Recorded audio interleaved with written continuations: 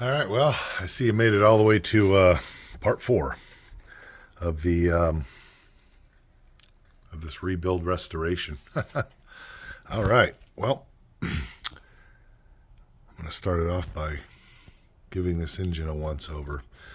So I already talked about it a little bit before in part 3 about this engine. These JLL Rockwell stuff, 400cc, and there you can see the points. Let's see. You see that? Points. Either way, this flywheel or this wheel here doesn't seem to be bolted on right. You can see that nut is barely on there, and there's a space, and it's tight as hell. So I hope they didn't cross thread that, because this looks like it might need to go back further. So, but here's the pulley. So this belt right here is your, it's literally a belt-driven fan to literally cool the heads. It blows through those veins right there. And, but yeah, pulley sits over there like so. And then this pulley here bolts to this flywheel, or I don't know what the hell that is, harmonic balancer. That's what I call them on cars anyways. And then this piece here goes into the back of the pull start, which also bolts on here. So it'll be sitting in there like so, with the belt connected, and then the pull starter over the top of that as a cover. This carburetor is going to be another different animal. This needs some cleaning. So the two cables is, one is a choke and one is the throttle. So, but yeah, like I said, I'm going to be giving this thing a once over.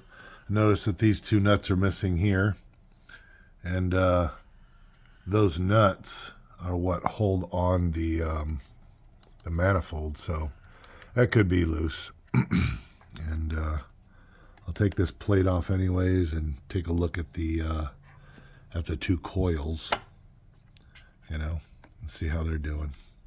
So, but I got to get that one off. Looks like there's a, looks like Jesus. Okay, so this nut should have been on the outside of this cover. So yeah, somebody had their fingers in there. So I'm gonna see what they did wrong. First, I'm gonna end up removing this, checking all this out here, and looking at these points and making sure when it's at top dead center, the points are opening and closing as they should, and which, you know, gives spark to the coils and stuff. So might as well before we put it in. All right. Well, that's what I'm going to be getting to. So if I come across anything weird that I think you should know about on how to do it, or what I had to do to get it off or something like that, then I'll include that in the video. But I think it should be self-explanatory. Undo this nut maybe, and this thing slides off. We'll see. I'm gonna get to it. All right, so I went ahead and pulled the flywheel off, which also works with the stator points condenser, which is this stuff right here. Okay, the points basically. It also works as the stator with charging system, right? So here on the flywheel, if you look, all right, you got an advance, and then your charging magnets, right? So I'm going to need another one of these. Let me explain. So you're looking in here. This is the cam. This cam is supposed to be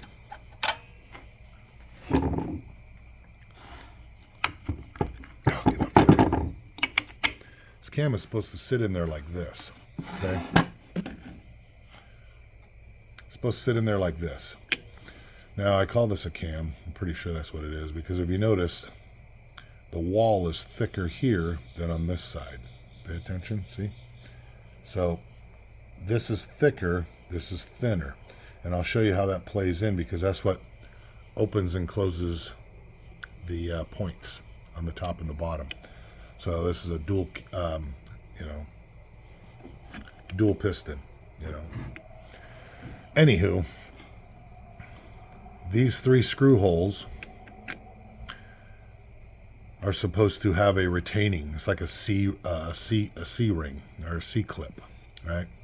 So it's only about, just wide enough to basically sit here and sit over this little lip to retain this, right? This doesn't have one of those.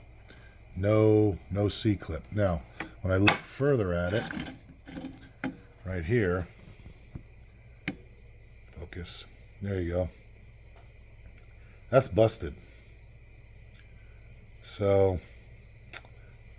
I don't know if I want to even try and weld something like that, retap the hole, or do any of that crap, or just buy a new stator / flywheel. Okay, and it'll come with the cam and the C-clip and everything else that I'm supposed to have. So, anyways, I'll show you how this works.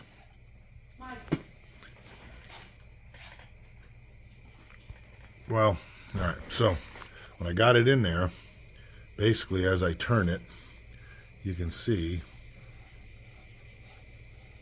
you'll see the points open and close. And then you look at the bottom one, as soon as that one opens and closes, this one is already starting to open and close, right? So that little notch right there, like I said, fits in there, and I would imagine through centrifugal force it rotates that cam, causing an advancement on the opening and closing of the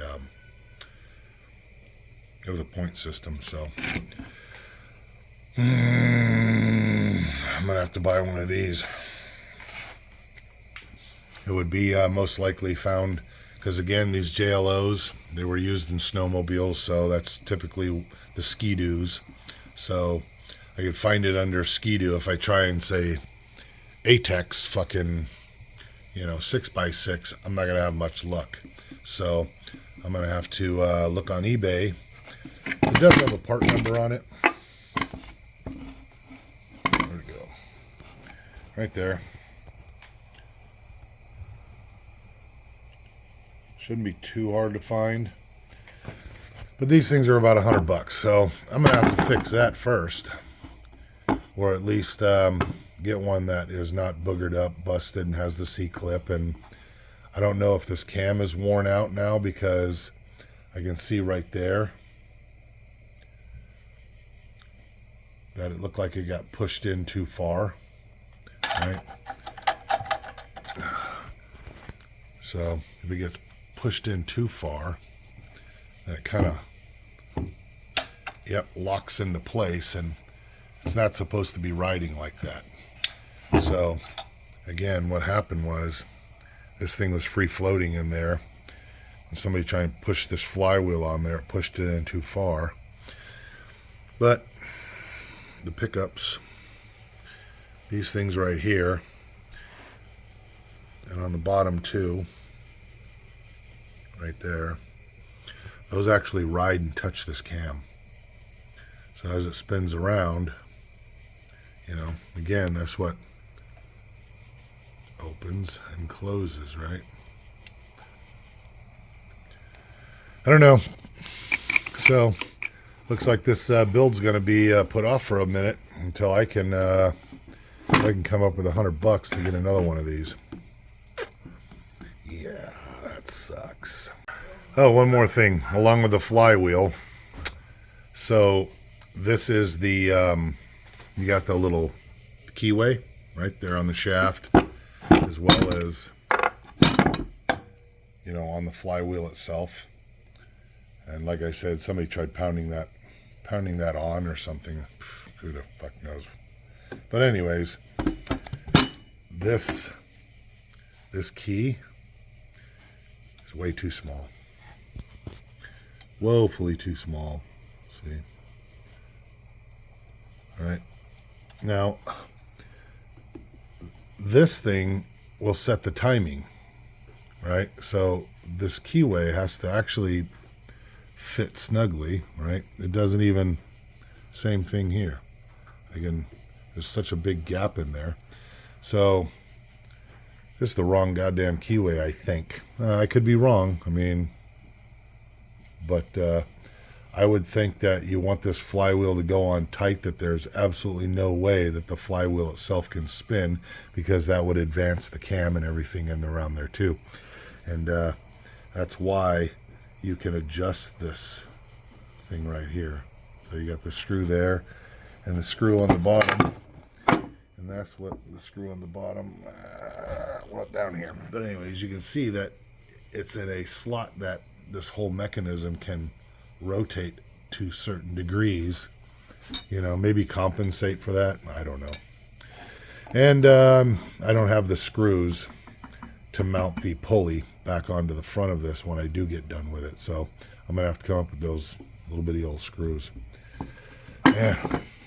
Well, hey, I've been pretty damn fortunate so far with this thing. So I think what I'm going to end up doing, until I can figure out what I'm going to do, coming up with, you know, an extra $100 to get that done. I guess I'll just continue working on this. I'll put the chains in it and do all that, recondition those chains, because they weren't too bad. You know, a little rusty, but I'm going to clean those up. But I guess I can spend more time doing the odds and ends, to where the very last thing I'll do is drop the engine in. So looks like there may be part 5 coming to this. It's going to be a bit. All right. Well, thanks for watching, and stay tuned.